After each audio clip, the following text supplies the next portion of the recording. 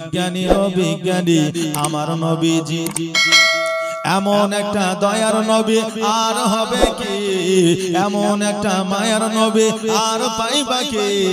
বিজ্ঞানীদের বিজ্ঞানী আমার নবীজি। বিজ্ঞানীরা রথের যুগে আকাশেতে যায়, আমার নবী রকেট ছাড়া মেরাজেতে যায়। জোরে বলেন সুবহানাল্লাহ। বিজ্ঞানীরা এখন বিমানের যুগে রকেটের যুগে উঠে আসমানে যেছে, তবে আসমানে যাওয়ার ক্ষমতা এখনো হয়নি, চাঁদের দেশে গেছে। এই দেখেন রাকেশ শর্মা নামে একজন ব্যক্তি চাঁদের দেশে গেছিল, তো সারা দেশে পপুলারিটি অর্জন করলো, নাকি বলেন? হ্যাঁ, সারা বিশ্বে পপুলারিটি অর্জন করলো। আর আমাদের মমতা ব্যানার্জি ভুল করে হোক আর সঠিক করে হোক বলেছে রাকেশ রোশন, তো বুঝলেন পুরো ভাইরাল হয়ে গেল, নাকি বলে? হ্যাঁ, তো এখনো জানে বিলেছে না জানে বিলেছে, এখন ওই জানে। তো এই দেখেন এই রাকেশ শর্মা চাঁদের দেশে গেল, তো যে বলে নবী আমার মতো, সেও তার নাম করছে যে আমার ভারতবর্ষ থেকে গিয়েছে চাঁদের দেশে, আমরা গর্বিত। হ্যাঁ, বলছে না? কিন্তু আরে খ্যাপা, আজকে বিমানের সময়, আজকে প্লেনের সময়, জাহাজের সময় এরা তো চাঁদের দেশে গেছে।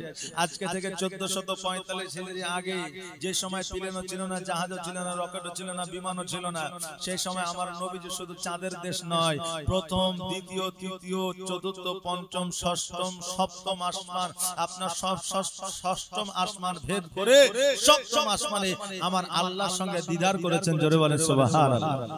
আল্লাহর সঙ্গে দিদার করেছে। আর আজকে চাঁদের দেশে গেছে, তাই লাফাইছো, তার নাম করছো। আর আমার নবী সপ্তম আসমান পার হয়ে গেছে, জান্নাত জাহান্নাম পুলসিরাত মিজান এগুলো দেখে এসে তোমাদেরকে বলেছে, তাও নবীর নাম করতে তোমাদের লজ্জা লাগে? নাউজুবিল্লাহি মিন জালিক। তাই কবি বলছেন বিজ্ঞানীরা রথের যুগে আকাশেতে যায়, আর আমার নবী রকেট ছাড়া মেরাজেতে যায়। ওরে এই যুগে কি এমন বিজ্ঞান আর হবে কি? ওরে এই যুগে কি এমন বিজ্ঞান আর হবে কি? বিজ্ঞানীদের বিজ্ঞানী আমার নবীজি। বিজ্ঞানীদের বিজ্ঞানী আমার নবীজি। আবু বকর সিদ্দিকের সাপে কামড়াইলো, আমার নবীর থুতু দিয়া ভালো হয়ে গেল। জোরে বলবেন না সুবহানাল্লাহ। আবু বকর সিদ্দিক মক্কা থেকে যখন মদিনায় হিজরত করছেন নবীকে লইয়া, নবী যখন আবু বকরকে লইয়া যাচ্ছেন, তো একটা গুহার মধ্যে আপনার আরাম করছেন, সাপে দেখবে নবীকে, খুব অল্প সময়ে বলি, তো দেখার সুযোগ পাইছেন। আবু বকর সিদ্দিকের পায়ে ছবল মারলেন, দংশন করলেন। আবু বকর আপনার বিষে কাতর হইয়া যাইয়া আপনার পুরো শরীরটা সবুজ বর্ণ হয়ে গেল।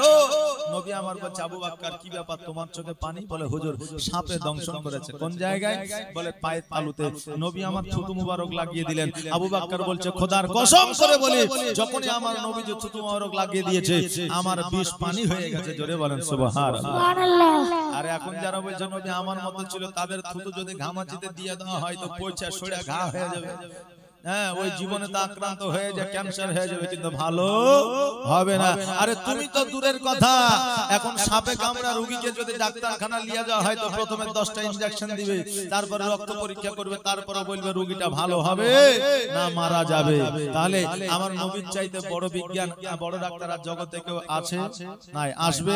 আসবে না। বাপজি ভাইরার জন্য বলছে, আবু বকর সিদ্দিকের সাপে কামড়াইলো, আমার নবীর থুতু দিয়া ভালো হয়ে গেল।